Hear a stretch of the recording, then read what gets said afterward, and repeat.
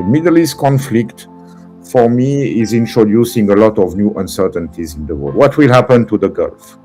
Will they still be under the American protection?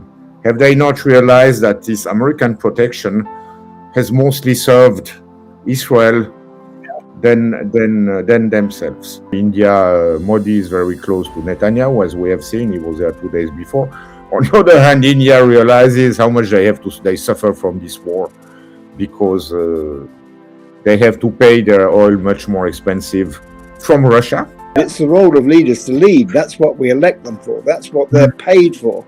But of course, within Western democracies, you've got this problem of continuity. We've got Macron now with just about a year left to go. Who is going to replace him?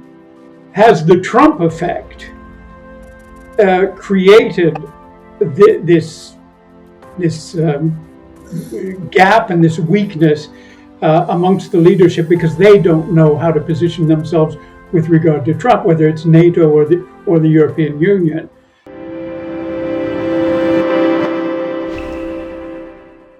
Welcome to a new edition of FO Live. I'm Peter Isackson, Fair Observer's Chief Strategy Officer.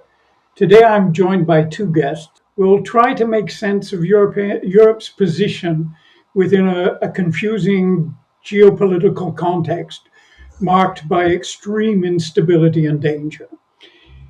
It's my privilege to welcome back Jean-Daniel Ruch, the distinguished Swiss diplomat, former ambassador to Serbia and Montenegro, Israel, and Turkey. He's also worked with the ICC, I believe. ICTY, Yugoslavia War Crimes Tribunal. Yes. My other guest is Peter Hoskins, a retired Royal Air Force officer, now a naturalized French citizen, and we live in the same part of the world. And he was also a former policy officer at NATO's Supreme Headquarters. So we've got the diplomatic side, we've got the military side. What I want to do is, given your respective backgrounds, I'll throw out a first question. With these two ongoing wars that directly concern Europe, either politically, militarily, or economically, what's the situation of Europeans, whether it's leaders or the people themselves? Diplomatically and militarily speaking, Europe is involved. But what margin of maneuver do Europeans have? So I'll start with the perspective of the diplomat. Jean-Daniel, would you like to open the conversation? Well, you are not asking the easiest of the questions. I think if you would make a poll throughout Europe of whether the citizens believe these wars are in their interest, you would have a mixed signal. On the one hand, if you take the war of Russia against Ukraine, the aggression of Russia against Ukraine, I do believe that most of the people would say, wow, Russia is a threat to Europe, therefore we cannot allow Russia to win that war. We have to find an agreement which is also acceptable by Ukraine. But of course, we know that it costs us a lot. First, because of the cost of energy, which had an impact on inflation. And secondly, because we feel bound to increase our military spending to counter a possible Russian threat. Now, this proposition or this narrative, which has been spread quite a lot by European officials, both at Brussels level and at the national levels, including especially in Germany, is having some impact. And I think you could find in most countries, I mean, especially in Eastern Europe, now the further away you go from Russia, maybe you will have less support for this proposition, but you will definitely find many, maybe a majority of people who would say, well, the Russians put us in this mess, the Russians, and Russia remains a danger for the rest of Europe, and we have to counter it. So that's one. One is the war of aggression. I like to say that. For me, it's not a war of choice. As the choice of words is very interesting. When the Russians attack, unprovoked and not justified aggression. When the Americans and the Israeli attack, it's a war of choice. I think that aggression there is much less understood by Europe. The polls there are very accurate and recent polls which show that the average citizens in Europe are in a majority of 60% against that war. And then you have maybe only between 20 and 30% who think this war is justified. We don't speak about legality here. So I think you cannot really put them exactly in the same basket. Okay, Peter, what about how do you see things? Well, first of all, of course, you can't divorce entirely the military aspects from the diplomatic or political aspects. I think what this has highlighted to us, both wars, is our lack of preparedness in Europe, and also the fact that we've gone in the wrong direction for many years. But if I take France and the United Kingdom as perhaps the strongest military powers within Europe, although Germany, of course, is now devoting considerable money to its to defence, we've both concentrated on wars against what I would call second degree threats. So wars against insurgency groups, wars against terrorist groups overseas, and we've taken our eye off the ball of the risk, which is the most existential and most important, even if it were in the past the most remote, but is now coming very much to the fore with the invasion of Ukraine, where we've really neglected the kind of combat capacity that you need to fight a European war. But also in terms of preparedness, if we look at the Iranian war, the French have been very rapid to get ships to sea. The United Kingdom has been lamentably slow, and has finally managed to get one guided missile destroyer out into the Mediterranean. And I find it very disturbing that there's a lot of good words from our political leaders. I talk about particularly the UK Prime Minister, but very little of that so far seems to be coming through in terms of real capability. May I continue because you are inspiring, Peter? No preparedness, but I think what is most striking, I'm talking only about Europe now, is that not only there is no preparedness, but there is no clear security policy strategy either. We are going to increase, all European countries, including neutral Switzerland, we're going to increase our military spending over the next 10 years. And maybe in 10 years, we will have a bit more, at least combat capability. But to do what? What are the objectives? What is the strategy? A policy strategy, a security policy strategy should have at least two main components. One is a foreign policy component. What are our foreign policy objectives? What do we want to achieve? And then a military policy component, which is that the military should support our foreign policy goals. We don't really see anything convincing coming out of Brussels or even European countries in terms of what's the strategy. And this is very much reflected in these two major wars that we see today. The Europe, unfortunately, relies on the old software that we have inherited from the Second World War, which means we trust the Americans will do good. They will do good to us. We rely on the Americans both for the diplomatic part of the issues, and we rely on them also for the military part, as if we would have the same interests as the Americans. And I think this is deeply wrong. I think that Europe, but that's an old story. You know, Macron in 2017 already was saying we need a European autonomic strategy. Yes, we do. Yes, they do, I should say, because we're a bit different in Switzerland. but that would be very much in our interest if they could craft that. But so far, we don't really see Europe ready to, let's say, divorce from this dependency on the Americans. I agree with you. If I could just ask a question.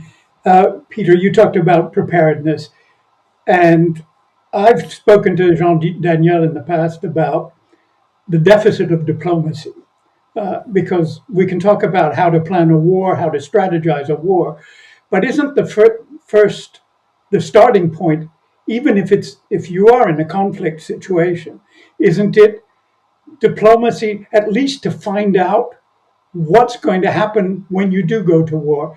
And it seems to me that in both of these cases, that didn't happen.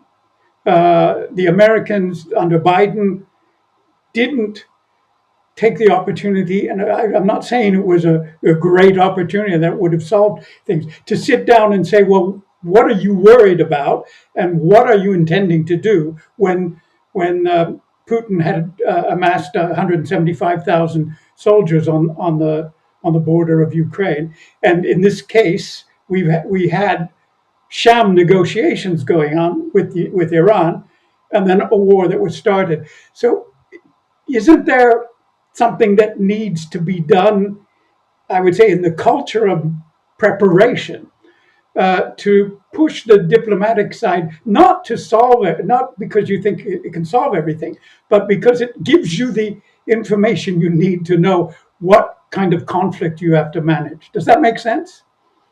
It does indeed, but Jean-Michel is a much better placed to comment perhaps on the diplomatic side than I am. But clearly, military power is an instrument of foreign policy. To quote Clausewitz, probably not exactly his words, but military force is diplomacy by other means.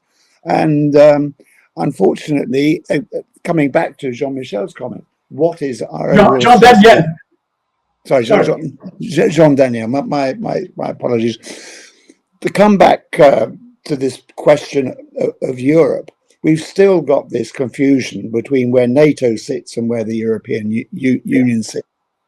And we were talking just now about the situation with Macron. Of course, not many years ago, Macron was telling us that NATO was brain dead. And of course, the French are very ambivalent. On the one hand, they want to build European defense, but that European defense has all sorts of problems within the context of the EU, setting aside the fact that it'd be a sheer folly to throw all that's been achieved with NATO over the years out of the window. Again, because defense policy has to follow foreign policy. Yes, we talk about a high commissioner for foreign policy within the European Union, but there is no real foreign policy within the Union, in my opinion. We paper over the cracks when a major crisis evolves. But what really has France got in common with Lithuania or Greece in terms of foreign policy outlook or objectives? France, with its dom-toms, is still very committed to a policy of operations out of area if necessary. But the other countries do not have this vision. So trying to come up with a European vision of defense within the European Union, to me, just seems highly improbable, to put it at its best, and that we should be building what structure we have for defense around the framework of NATO. And we have to start thinking about that can be a framework without the United States. And I think that's possible. Even if, for example, there were a crisis now and Trump decided he would not come to our aid, within every headquarters where there's an American commander, his deputy commander or his chief of staff is from another nation. So, yes, it would be a great problem militarily, but in terms of management of the operations, it would be possible. So do you think that if there was NATO without the US, first of all, that NATO could survive? And secondly, what would that mean in terms of the relationship with Russia? Because it seems to me that it was the US that insisted from the beginning that NATO was there to oppose Russia, or oppose the Soviet Union, which wasn't the Russian Federation at the time.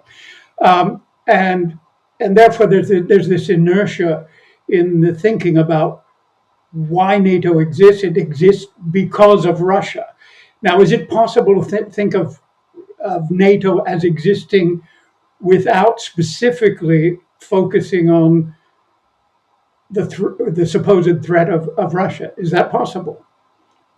Well, I'd just like to take you back to the comments by Lord Ismay, the first Secretary General of NATO, before he were appointed, where he said there are three objectives for NATO: keep the Russians out, the Americans in, and the Germans down. And I think the Germans down bit has definitely fallen away, or one would hope so. The Americans in is now perhaps doubtful, but I think keeping the Russians out remains an objective.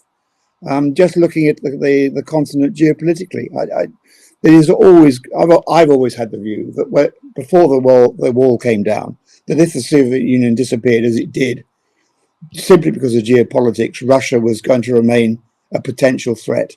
And perhaps we've missed some chances to bring them on board, but we are where we are. And in the current climate, I think we have to assume that is our primary threat, at least for the foreseeable future. But there are possibly two meanings of out. Out means outside the walls and threatening, or simply outside our boundaries and a neighbor. And this is where the diplomat, I think, steps in. And even though you admit that for whatever reasons, historical reasons, or simply material reasons, you think that Russia is a threat, and why not? You still have to assess what that means and also take into account the fact that whatever you do, it's still going to be a neighbor. Jean-Daniel, do you think about these things? I think the world was a much safer place during the Cold War. Yeah. Which seems paradoxical, but it's not. It is because during the Cold War, the diplomacy was extremely active. After the Cuban Missile Crisis, I believe the leaders on both sides realized how close we had been to extermination during the Cuban Missile Crisis. And from 1962 onwards, there were a number of bilateral or multilateral arms control agreements that were adopted, negotiated, and signed and ratified, first between the Soviet Union and the US. It started with the hotline, the famous red telephone, and then went into the Limited Test Ban Treaty, then into the SALT, then it went into the START, and not to forget, of course, maybe the cornerstone of the whole system, which was the ABM Treaty.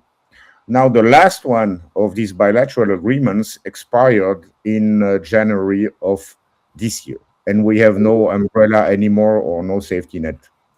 The second thing is that also during the Cold War, within the context of the OSCE, diplomats negotiated a number of very important agreements, political agreements, but they worked. I'm talking about the whole set of confidence and security building measures, which were obliging all parties to announce in advance any movement of troops, to invite observers to maneuvers, to even allow inspectors to come and check whether what had been announced in terms of movements of troops was correct. And on very short notice, I think it was something like 48 hours in advance. And all this system drawn by diplomats. So diplomacy had really had a very important role to play during the Cold War to try to contain and diminish the risk of a military misperception and of military action. Unfortunately, today, and I don't know whether Peter will agree to that, but I have the feeling that since the end of the Berlin Wall, the fall of the Berlin Wall, we're a little bit walking on our head, in the sense that I've noticed, especially in the Middle East, that those who make the policies are not anymore people who have this kind of political vision, who come usually from the State Department or Ministries of Foreign Affairs. But my sense is that those who have the say are more those who are coming either from the intelligence services or from the military. And of course, they have, by definition, by profession, a very different perspective. A diplomat wants to try to make peace. A somebody coming from the security sector wants to see a threat, sometimes where there is no threat, and wants to counter that threat. So the mindset is very much different. And it seems to me that over the past 20 years, maybe that September 11th was a very defining moment for that. Instead of looking into Russia, looking into the Middle East in terms of how can we have an opportunity to create stability, we have looked into that, our governments have looked into that, into how can we beat them? How can we be stronger than them? How can we contain them through force? Peter, I would love to have your opinion about that. Well, you've raised a lot of very interesting points there, Jean-Daniel. To take back a step to Peter's comment about whether it's living with somebody on the other side of the wall or containing them in a military sense. When I was in my last post at NATO as chef de cabinet for the director of the military staff, I attended the first meeting of chiefs of defence with the former Warsaw Pact. The chairman of the meeting was a British field marshal who made the opening remarks. He then passed the word to a Russian marshal, a great bear of a man, who looked around the room steadily, and he said, "We have a proverb in Russia. The higher the wall, the better the neighbour. But I'm told all that has changed." And I thought of that instant, no, nothing has changed. In terms of where the influence lies in policy making, etc., if we set aside that Donald Trump's policymakers seem to be real estate agents, I spent my career predominantly believing in dissuasion and deterrence in British terms. And I was involved in the first Gulf War, which I believe was a just war. Fortunately, I had left the Royal Air Force before the war of 2003, which I thought was an entirely fabricated war.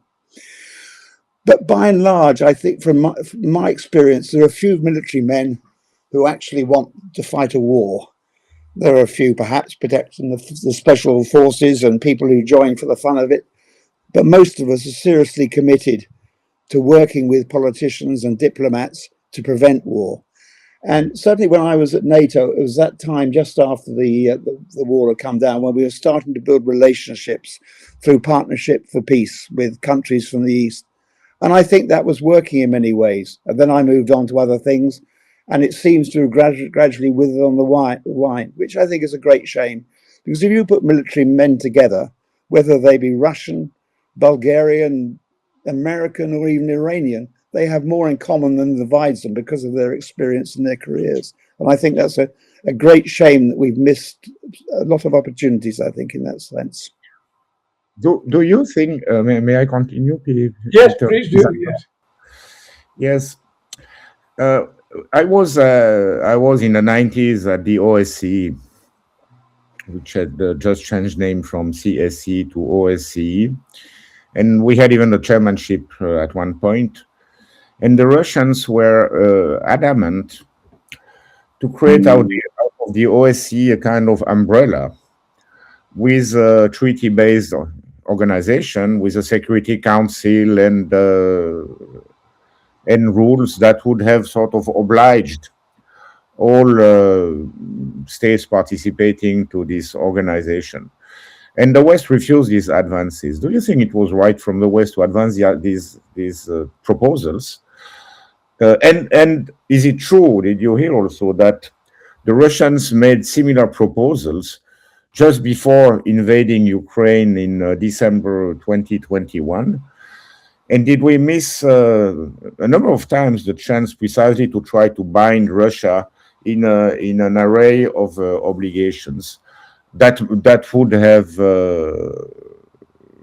have, let's say, diminished the threat or created more predictability? And maybe one footnote on what you just said about the military people and how they are, some of them at least, are obsessed by the threat and want to have a threat, want to have an enemy.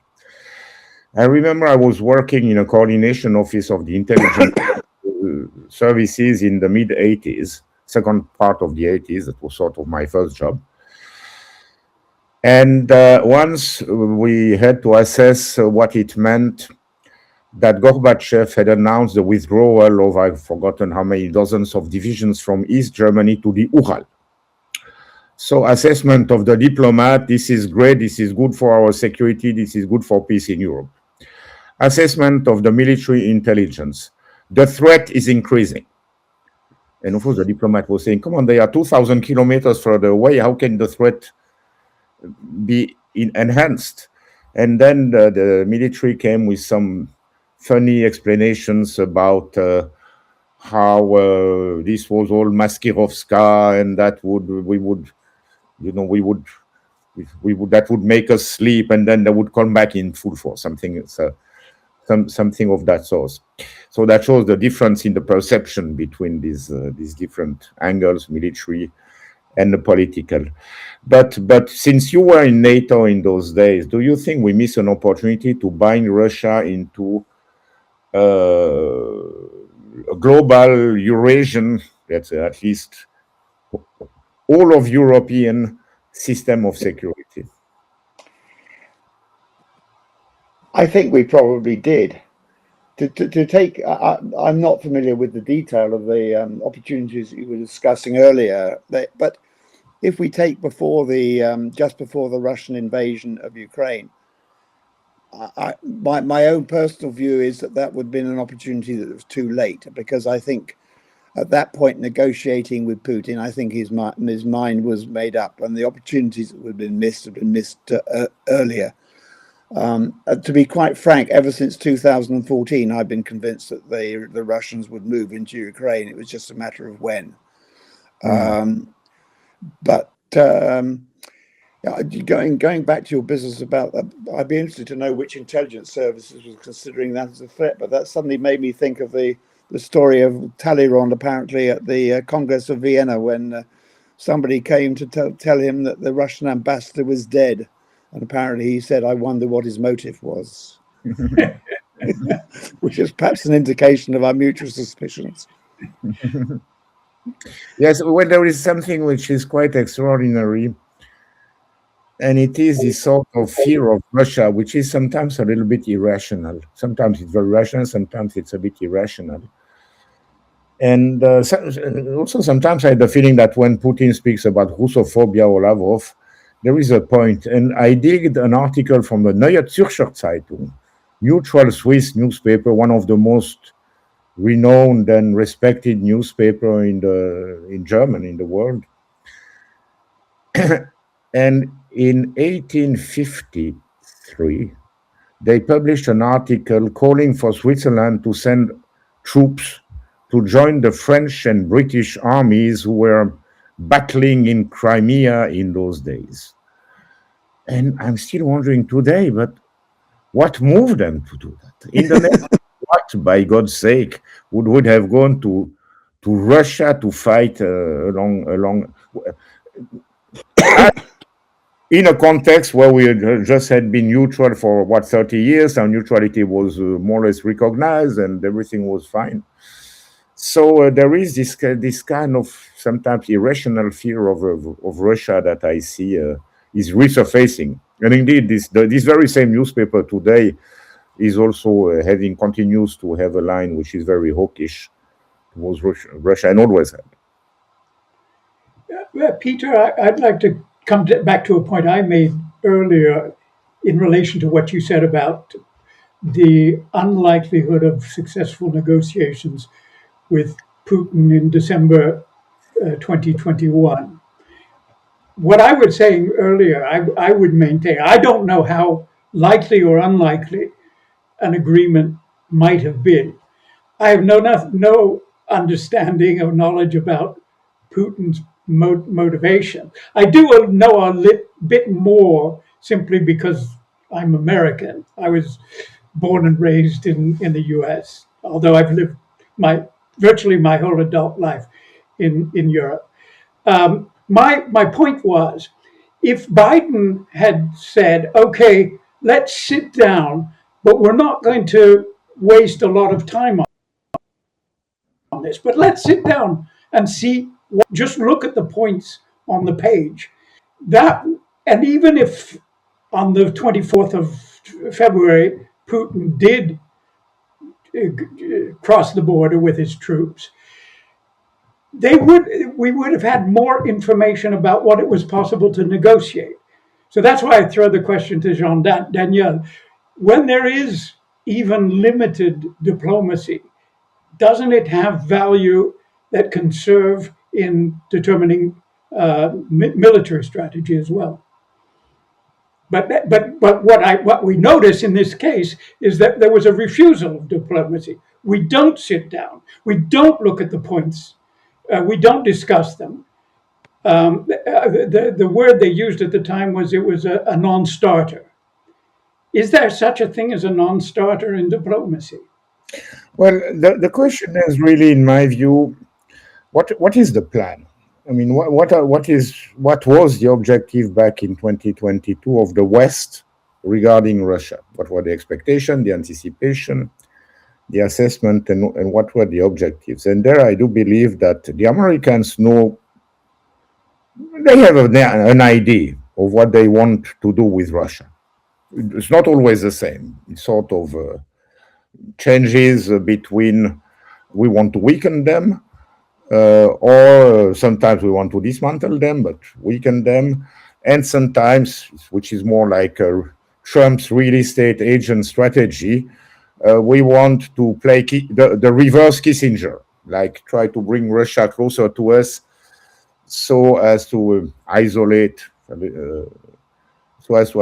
China. But let's say there is a vision, there is an interest. It reminds me when I was called by the Turkish Foreign Ministry in 2022 in March, when there were negotiations taking place in Istanbul, and the Turks wanted to have some Swiss assistance in drafting a neutrality concept for Ukraine, because that was one of the key elements of the deal which was in preparation.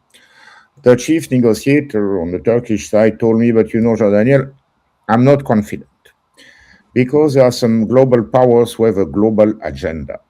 So definitely, in my view, the Americans, they have a global agenda. They are not in the same category as Europe. Europe, I believe, should have its own plan, its own vision of what it wants, what it wants with Russia. We should go below. We want Putin out, because I think that if Putin would be out, that wouldn't solve anything from one day to another. So what is it we want? What is it the Europeans want in 100 years, in 50 years, in 25 years in their relationship with Russia? This should be spelled out, and from there should be a strategy. And this strategy and these objectives and their interests, in my view, cannot be the same as those of a country which is 6,000 kilometers away on the west. I think the problem before the start of the Russia-Ukraine war was, again, who was going to negotiate with Russia in these circumstances. Yeah. And again, we can't speak with one voice, and we have different interpretations. On the one hand, you have the British and the Americans who are convinced that the Russians are going to invade. And right up to the day when the Russians moved across the border, the French intelligence services were saying, no, it was just an exercise. So if you've got these differing assessments, then you've got a different view, in my mind, of the strategy you're going to follow diplomatically to try and diffuse the situation. If on the one hand you think that war is imminent, you have a different view than if you think, well, no, it's all bluff. We've got time. We can sit down and discuss these things. And that seemed to me a fundamental issue going back to the start of the war with Ukraine. And also at that point, bearing in mind that Ukraine was neither in the European Union or within NATO, who negotiates with the Russians and with what objectives? And how does that fit in with the Ukrainian objectives? It's again, Jean-Daniel is much more qualified than I am to comment on that, but that's sort of my perspective on it. Well, ideally, I mean, what I would have liked to see is that we have. I think we need two tracks, like we had during the Cold War: a bilateral track, Russia-US, and a regional track, let's say, with all EU or NATO member states plus the kind of neutral states, or those who are not allied to Russia and not part of NATO, and Russia itself. I mean, that's the way it worked during the Cold War. But during the Cold War, there was a political will at the highest level, following the Helsinki Final Act, to come to terms and to try to find some arrangement providing stability in Europe.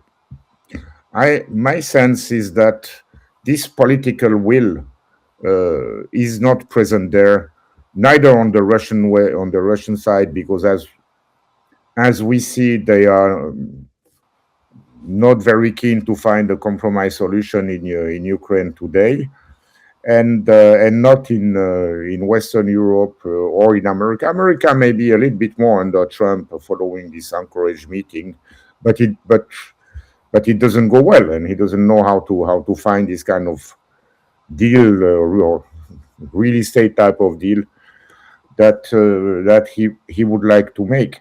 So from my point of view, the first thing to do, as you said, would be for the Europeans to develop a common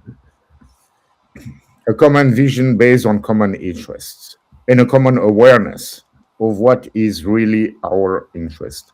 You were mentioning before NATO, and I think what makes NATO powerful and effective is that there is something called the NATO Staff College, right? Maybe that's not the most important one. I think it is important. I think they need to create an EU Staff College. And because this is where the best minds can start to harmonize the various perceptions, the various interests, and develop a common awareness, a common consciousness about the risks, about the own strength, about the weaknesses, and how to address those various pieces of the puzzle. The EU, in many ways, is a big Switzerland, in a sense that I don't want to make, but in a sense that there's many common features. You know, we were 23 states, many languages, religions, and so on.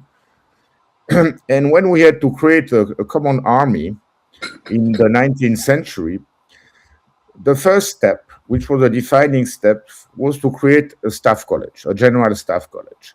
And this is how we could sort of unite the country around the common political concept of security and foreign policy. So my advice to the Europeans would be to create an EU staff college where you would bring these people from the Baltic states, from Poland, Bulgaria, Romania, with Central and West Europeans, to start to train together and to develop a common perception and common policies. I think that's the only way, because if you leave it to the political leaders, as we have seen, it will never work. I agree with you entirely. I attended the NATO Defence College in Rome, and it's a great way to spend time with people in a totally away from the workplace, to start to understand other people's cultures or other people's perspectives on the world.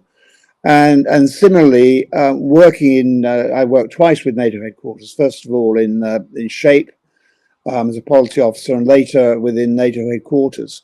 And again, working side by side with people just broadens your horizons and brings understanding in so many different ways. At a time when tensions between Greece and Turkey were quite important, to work alongside in the same office with a Greek and a Turk with a common objective. It breaks down so many barriers. And the NATO school at Oberammergau, I assume that it still exists, I'm rather out of touch, again brought people together from various nations, but which brings up another thought.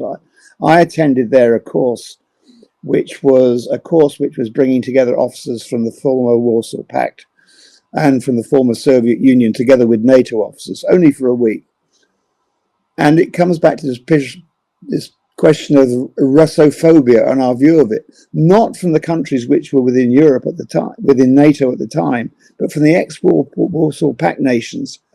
And I felt great sympathy for the Russian officers who were present when somebody from Poland or Hungary would stand up for a question which was clearly barbed against their former Russian colleagues, and that creates that negative atmosphere as the other side of the coin. But no, overall, I'm entirely in agreement with you, Jean-Daniel.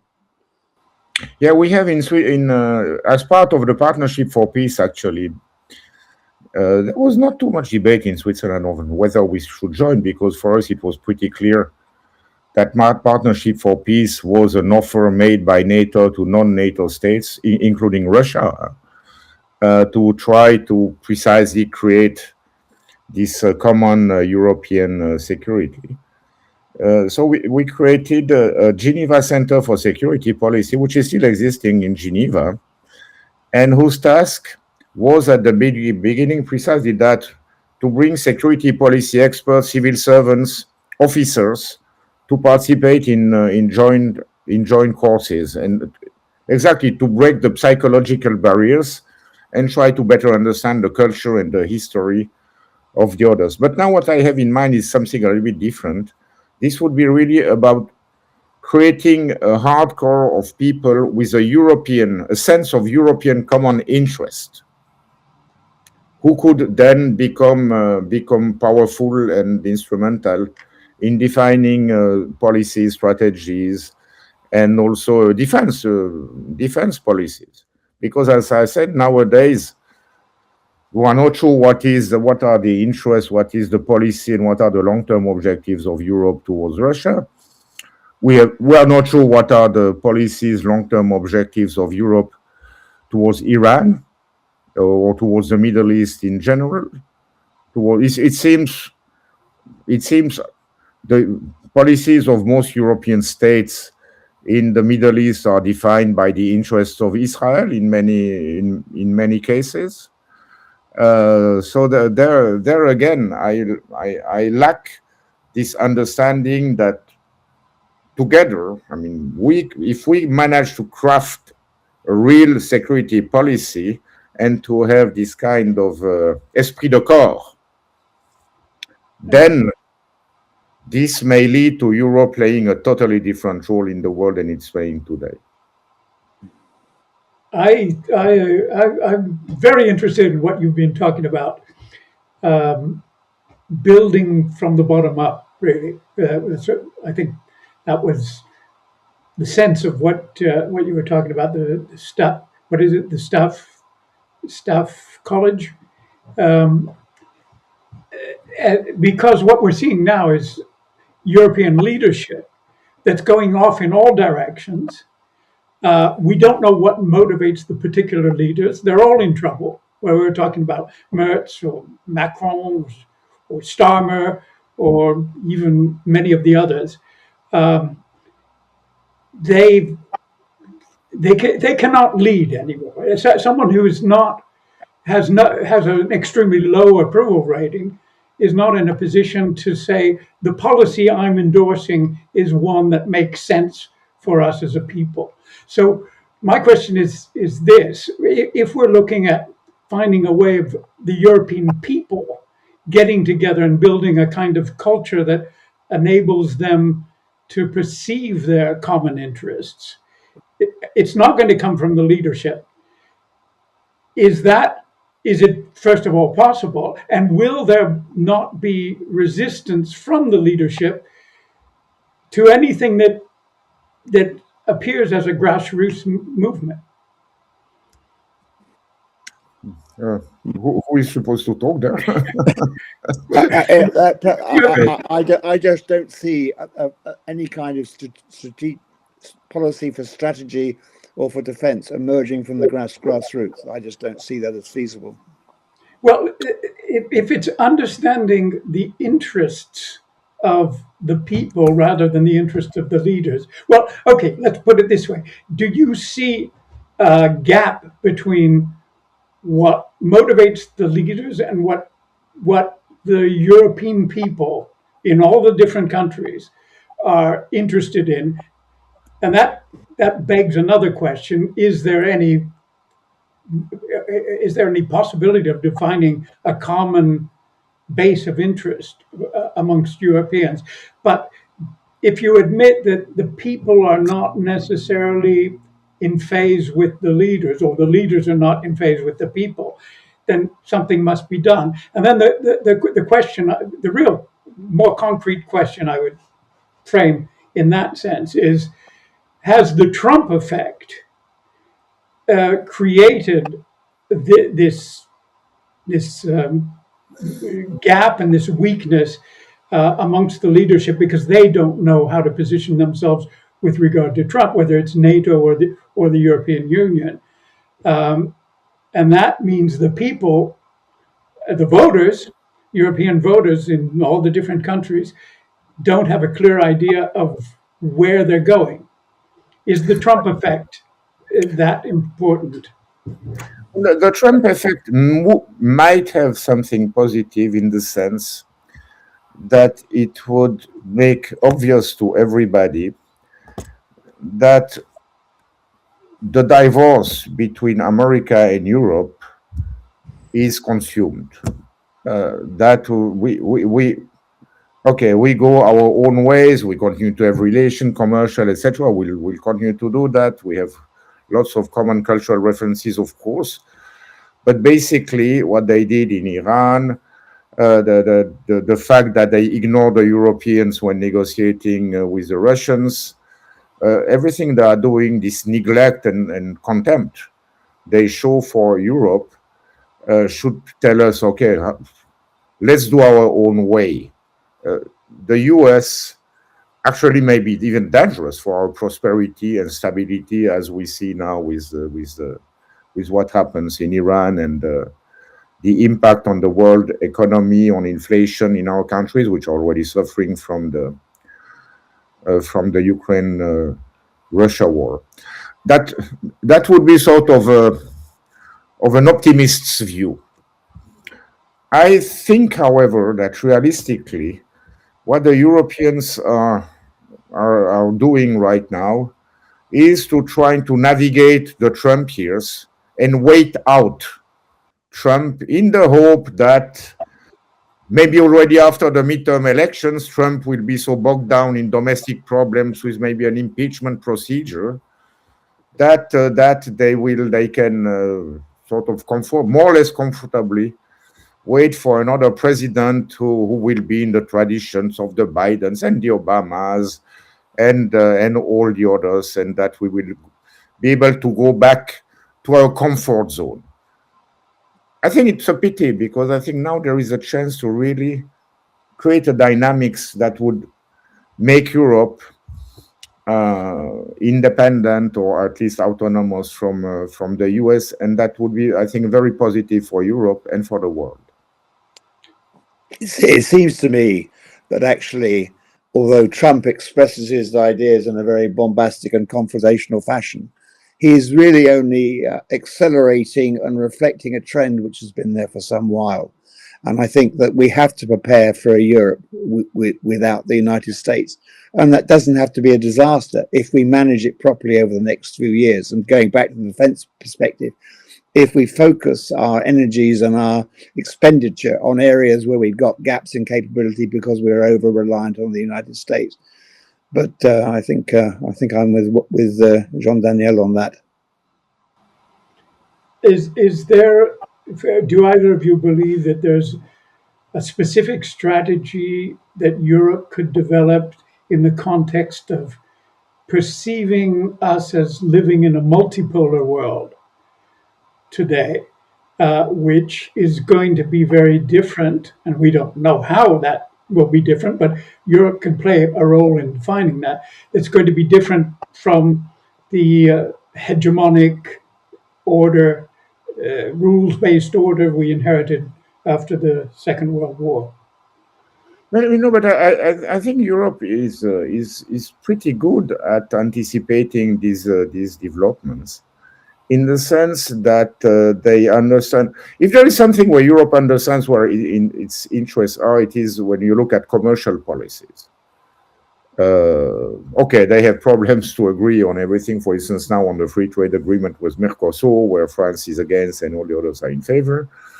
But the Europeans understand they have to continue to maintain trade relations with the whole world, including with China. Okay, Russia is a different case. But what seems to me is lacking in the current European policy is a strong, clear voice representing the European interests on the two key hotspots of the world, which are directly affecting the interests of the citizens of Europe. And of course, one is Russia, and the other one is the Middle East. And there, I don't see any independent foreign policy of Europe, even though we really need to have a strategy there. Now, there is a third, which is not quite a hotspot, but a third area, geographical area, where Europe does not have a very well conceived strategy, and it is Africa. I think that Africa is the future of the world, be it for demographic reasons. It's mathematical. Yeah. And Europe needs Africa more than ever, and will need it even more in 1 or 2 generations. It's about resources, but it's about the most precious resources of all, which are people. And people from Africa, they come to Europe, whatever, and we need them, and we welcome them, and they participate to the fabric of the society. So I think it's a mistake to let big chunks of Africa falling under the dominance of China or Russia, like, for instance, the Sahel states. Now we have a key choke point for the future is Madagascar. Madagascar is becoming very important because of the diversion of much of the traffic from the Red Sea around Africa, and they pass through the Mozambique Canal, which is between Madagascar and the eastern African coast. And there again, it seems that China and Russia are becoming the dominant powers there. This is another illustration on how poorly prepared Europe is to play a constructive role towards Africa. And sometimes I have the feeling this also maybe has to do with an attitude.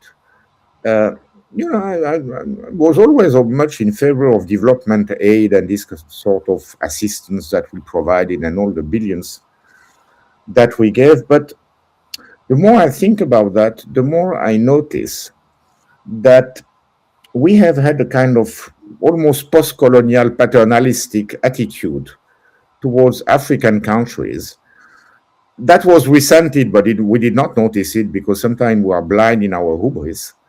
Instead of trying to deal as others are doing, like the Chinese, in a very different manner with them, investing instead of giving charity. And in that sense, that gives a lot more dignity to those people. I saw yesterday a comment from a politician of Nigeria that made me thought a lot. Said, how come Iran, which has been under sanction for 47 years, has a rate of alphabetization of 97%, including 90% of women, is training an incredible number of engineers, including many female engineers, by the way, has managed to develop all these military capabilities we see today, while doing that under sanctions. And we, with all the oil we have, with all the foreign assistance we got over the past generations, we are not able to achieve those results. Well, this is a very important question. And this tells also maybe about how in our mind, in our attitude, we have been detached from reality. Our policies certainly were not effective, but probably because they were based on wrong attitudes or mindsets. That's very interesting. I'm going to throw one other thing, but we're going to wind up very soon. But one other thing that hasn't been mentioned, and that's India. We've spoken about Asia. We've spoken about Africa. Recently, some people consider it a breakthrough. The trade agreement between India and the European Union has opened possibilities of foreign policy that have not yet been defined. I know that some of my colleagues, my Indian colleagues, would say, well, it's the Modi government that's not going to make that an easy thing to do. But isn't there a possible axis of development between Europe and India, given that India has the largest population in the world, has a growing economy, and if some kind of arrangement could be worked out between Europe and, what I say, a kind of organic development, new relationship, wouldn't that be positive for the future of Europe? And isn't it something to focus on? And as Peter, as the former owners of India, maybe you have some idea about that. Oh, well, I think to throw this one in with about 3 minutes to go is quite a Yeah. it's quite a challenge. Okay, so we won't deal with that one. Okay, let's try another way of concluding. Is there anything that looks positive in what's going on today in the two conflicts we're looking at? Is there any perspective that we can just think about and hope for as the year proceeds? Is 2026 going to be a total disaster, or will we survive it and feel better after it? Well, I think we will survive it. What it will look like is an entirely different matter. The only bright spot on the horizon, I suppose, is that the Russians seem to be still bogged down. But apart from that, it's difficult to see many bright spots. Jean-Daniel, any? But first on India, I think what you said about the free trade agreement with India is exactly what I meant before, that in terms of trade policy and commercial foreign relations, the European Union has a policy, has a strategy, and I think it's exactly the right strategy. It's also the one that we, Switzerland, have been trying to do. We still are the only European country, I think, with a free trade agreement, or let's say developed industry to have a free trade agreement with China, of which we are benefiting a lot. And so I think that these networks are really very good, especially at a time when America is destroying the World Trade Organization. So these agreements are extremely important, and they are a political signal. Now, if you count on an alliance between India and the EU to put an end to the war between Russia and Ukraine, or to help solve the situation in the Middle East, I don't think so. I don't think that will be extremely, extremely helpful. What about 2026? Maybe it's because I'm getting old, but I have the feeling this is the most dangerous year I have ever lived. Yeah. I mean, I don't exclude that the Israelis, out of despair, one day could use a tactical nuclear weapon on Iran. I would, even during the Cold War, it was really a nightmare, but a nightmare that looked totally unrealistic, that there might be a nuclear war between East and West. I never really believed in that. But now I really believe that this kind of thing is not excluded anymore. Actually, the Russians may be the first to put that on the agenda, saying, why not use a tactical nuclear weapon? I mean, but where are we going? And the Middle East conflict, for me, is introducing a lot of new uncertainties in the world. What will happen to the Gulf? Will they still be under the American protection? Have they not realized that this American protection has mostly served Israel than themselves? What is the role of diplomacy when the first superpower, the one which was proud to want a rules-based international order where, of course, the United States, would set the rules, they are starting to bomb a country in the middle of negotiations. So what is the credibility? Who still wants to make deals with America after that? So yes, this is a very dangerous year. A lot will be determined by the end of the war between the US, Israel, and Iran. Will it extend? Will it be contained? Will it be long? Will it become another attrition war? along the lines of what we see between Russia and Ukraine. And maybe an important question is what will be the consequences on the BRICS? Because we have seen the BRICS don't really have the same friends there. India, Modi is very close to Netanyahu, as we have seen. He was there 2 days before. On the other hand, India realizes how much they suffer from this war because they have to pay their oil much more expensive from Russia. Yeah. From Russia now. And the BRICS could not appear as any sort of organized source of stability or power or whatever in this region. Every country is acting independently, even though Iran was supposed to become a member of the BRICS. So Iran is a member of BRICS. he's already a member of BRICS. I was not sure. So yes, indeed, we are entering very much uncharted waters. And of course, with the United Nations, which is totally ineffective, unfortunately. Yeah. So we are entering a year where hopefully, I'm an optimist, so hopefully by the end of the year, we will have a kind of movement or dynamics towards new balance of power in the world. But we may also have an even larger unbalance of power, which may be conducive to more instabilities and more wars. So we will see, and and there really the military people have more a say than the diplomats, unfortunately. If I just come in on that, I think the comment that Jean-Daniel has made about this as being probably the most dangerous year that in my lifetime as well. And I remember some years ago hearing a retired Soviet diplomat saying that that during the Cold War, the danger was relatively low because any major quarrels were fought outside of the main European theatre. And people knew the rules and they knew they didn't want to go to war. So they bent over backwards to avoid costly mistakes. I spent the early part of my career as a pilot with the nuclear strike role. And although we were prepared and we trained and we studied, I don't think any of us ever thought that there was a possibility that we were going to go to war. And of course, so much of that has changed now.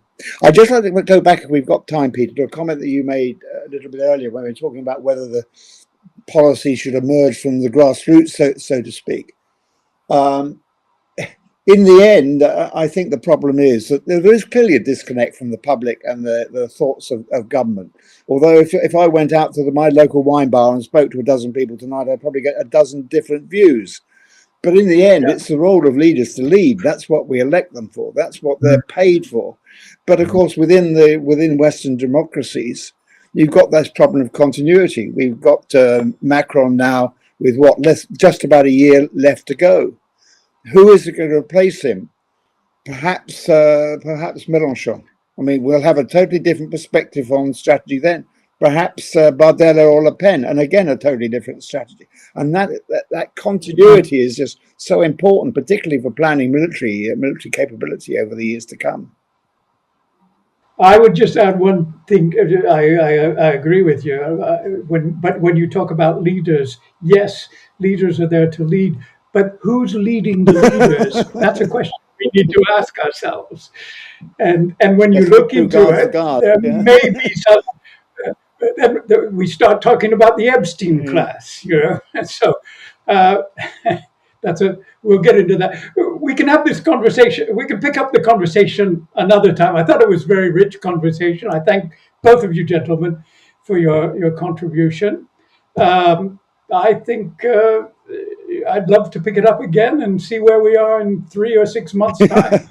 And in next case, before the end of the year, because we've made predictions about 2026. So thank you very much. Thank you, Peter. It was a pleasure. Join the conversation at Fair Observer and subscribe to our YouTube channel.